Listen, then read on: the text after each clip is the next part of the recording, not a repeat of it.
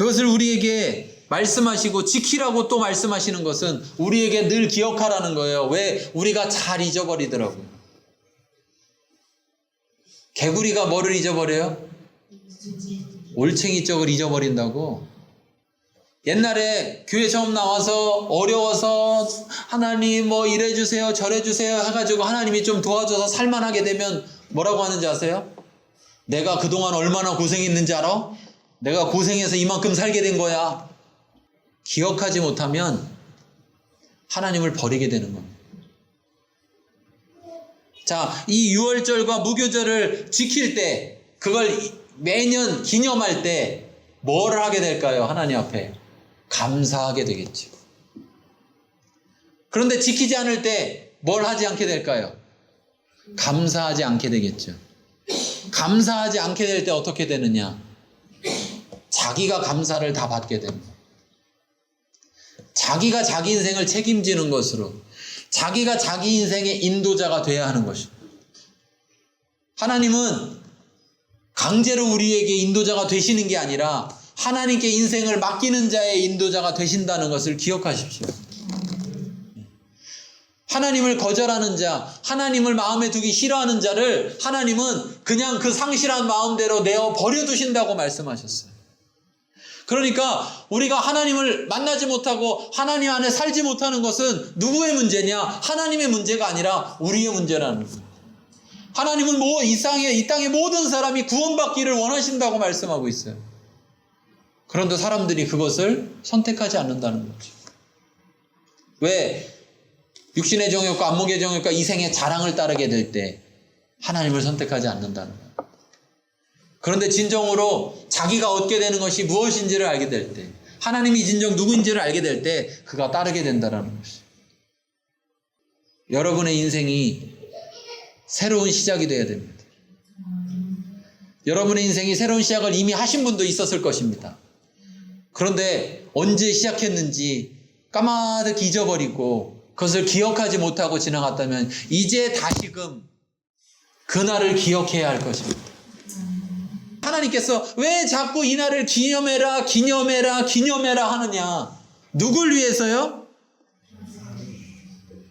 하나님을 위해서가 아니에요. 누굴 위해서요? 나를 위해서 그러십니다. 나를. 하나님의 그 사랑이 얼마나 큰지를 우리가 알아요. 우리가 그것을 잊어버릴 때 우리가 하나님을 잃어버리게 될까봐 하나님이 그것을 기억하라고 말씀하시는 겁니다. 생색내려고 그러는 거 아닙니다. 간혹 사람들은요, 이렇게 생색내는 사람들이 있어요. 내가 그때 이렇게 해줬는데 도대체 몇 번을 울고 먹으려고 하는지 모르겠어요. 하나님이 이걸 영원히 대대로 기억하라는 것은요, 여러분, 영원히 대대로 울고 먹으려는 게 아니라 너희뿐 아니라 영원히 너희의 자손 대대로 내가 다 인도하고 구원하겠다는 말씀이에요. 여러분만 구원받고 싶습니까? 여러분 가족이 다 구원받고 싶습니까? 하나님 어떻게 해줬으면 좋겠습니까? 그래서 로마서 말하는 거예요. 사도행전에서 말하고요. 주 예수를 믿어라. 그리하면 너와 내 집이 다 구원을 얻으리라. 하나님의 생각, 하나님의 그 마음이 어떤지를 우리가 알 때 감사할 수밖에 없는 거예요. 그래서 우리는 그걸 기억해야 되는 거예요. 26절, 27절 읽겠습니다.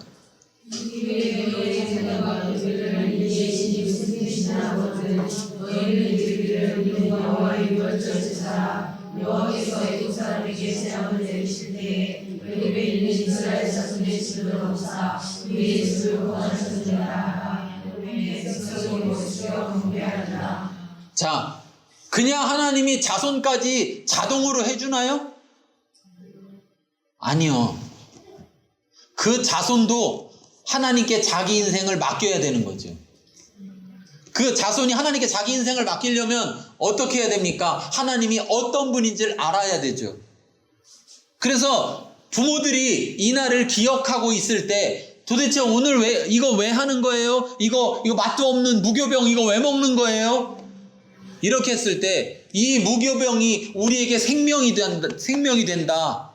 왜? 하나님이 이 밤에 우리를 구원하셨다. 그래서 우리가 잊지 않으려고 이 무교병을 먹는 것이다. 맛을 위해서 먹는 것이 아니고 건강을 위해서 먹는 것이 아니고 하나님이 주신 생명을 기억하기 위해서 먹는 것이다. 설명을 할 때 그 자녀들이 그것을 통해서 하나님을 알아가게 되고, 그래서 그들도 하나님께 자기 인생을 드릴 때 대대로 영원히 이 나를 기억할 수 있게 되는 거고 기념할 수 있게 되는 것입니다. 여러분, 부모님의 신앙이 자녀에게 이어지기를 바랍니다.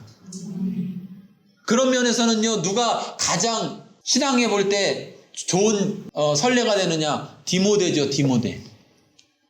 디모데는요, 그 부모로부터, 그 부모의 부모로부터 신앙이 이어져 왔다고 얘기하고 있어요. 여러분, 자녀에게 가장 좋은 선물이 뭔지 아십니까? 부모의 신앙을 물려주는 겁니다. 여러분, 물려줄만 하신가요? 간혹 안타까운 건 부모보다 자녀가 신앙이 좋은 거예요. 어떻게 거꾸로는 물려줄 길이 없어요. 여러분, 이 땅을 떠나게 될 때 이 땅에 무엇을 남길 수 있습니까? 여러분, 이 땅을 떠나게 될 때 자녀들에게 가장 좋은 유산은 바로 여러분의 신앙인 것입니다. 그 신앙을 여러분 죽을 때 남기려고 하지 마시고 지금서부터 자녀들에게 물려주시기 바랍니다. 네, 지금부터. 그래서 여러분, 그냥 막연한 하나님이 아니라 정말 살아계신 하나님, 생명이 되시는 하나님, 우리 인생의 주관자가 되시는 하나님을 그들에게 가르치고 그들에게 보여주고 그들이 알도록 해야 되고 그들이 하나님을 만날 수 있게 해야 된다는 거예요. 그래서 그것들이 계속해서 교육되어져야 된다는 거예요. 안타까운 사실은요, 교회 다니는 부모들이 자녀들에게 신앙을 잘 가르치지 못해요. 그래가지고 신앙 잘 가르치는 어디 시스템 잘 돼 있는 교육 프로그램 잘 돼 있는 교회들을 찾아요. 다 소용없습니다. 왜냐? 일주일은 내가 가르치고 하루는 교회에서 가르치거든요. 누구 교육을 받겠습니까? 하루 교육을 받겠습니까? 일주일 교육을 받겠습니까? 일주일 교육을 받게 되는 거예요. 어떤 걸 따라가겠습니까? 하루 교육받은 걸 따라가겠습니까? 일주일 교육받은 걸 따라가겠습니까? 일주일 교육받은 걸 따라가는 거예요. 부모는 교육시킨다고 생각하지 않지만 그 삶이 그들에게 교육이 되는 것입니다. 그런데 만일 부모가 하나님의 은혜를 잊어버리고 살아간다면 어떻게 자녀들에게 하나님이 전달되어질 수 있겠습니까? 그래서 기억해야 됩니다. 여러분, 아버지가 술을 많이 먹어서 문제가 많습니다. 자, 자녀들이 나중에 커서 술을 먹을까요? 안 먹을까요? 먹을까요? 안 먹을까요? 아버지가 술 먹고 맨날 문제가 많았습니다. 그러면 그 자녀들이 술 먹을까요? 안 먹을까요? 적어도 최소한 90% 이상이 먹습니다. 90% 이상이 먹어요. 자, 아버지가 맨날 술 먹고 엄마 빼요. 엄마 때려요.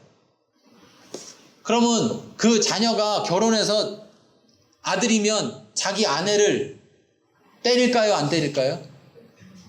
최소한 90% 이상이 때립니다. 그럼 딸은 어떻게 할까요? 딸은 시집가서 남편을 갈궈가지고 맞습니다. 90% 이상이. 엄마를 맨날 보면서 여자는 남편한테 맞아야 되는구나 이렇게 교육을 받는 거예요. 안타까운 현실이죠. 안타까운. 왜 자녀들과 함께 이것을 지키며 대대로 지키라고 했느냐. 지나온 시간을 자녀들은 살 수가 없습니다. 그렇죠? 부모가 살았던 시간을 자녀는 살 수가 없었어요. 그렇기 때문에 그들에게 더더욱 가르치고 교육돼야 됩니다. 저도 6.25를 겪지 않은 세대죠. 저희 부모님 세대는 6.25를 겪으신 세대입니다. 저보다 더 저희 자녀 세대들은 더 모르죠. 그러다 보니까 이 나라의 역사가 이어지지 않아서 자꾸 이상한 문제들이 발생하거든요. 세상 사람도 뭐라고 하냐면 역사에서 배운다 이런 말을 합니다. 역사에서 배운다. 왜? 역사는 항상 순환된다. 인간의 역사는 순환된다 하거든요. 여러분, 내 인생의 역사가 순환됩니다. 내 자녀를 통해서. 여러분은 어떻습니까? 내 인생에, 내 신앙에, 특별히 신앙의 역사가 내 자녀에게 순환되기를 원하십니까? 원해야 됩니까? 안 원해야 됩니까? 바울은 뭐라 그랬습니까? 교회를 향해서 너희는 나를 보고 본받으라. 그리고 너희를 본받는 자들을 내게 보이라. 이렇게 말했어요. 여러분, 우리의 신앙이 우리 자녀에게 다시 되풀이 되기를 우리가 바라야 됩니다. 바라야 돼요. 그걸 바라야 우리가 지금 똑바로 삽니다. 어떤 신앙으로 살겠습니까? 물려줄 만한 신앙으로 살겠죠. 우리가 그것이 되풀이 되기를 원치 않을 때 어떻게 살겠습니까? 물려줄 만하지 못한 신앙으로 그냥 삽니다.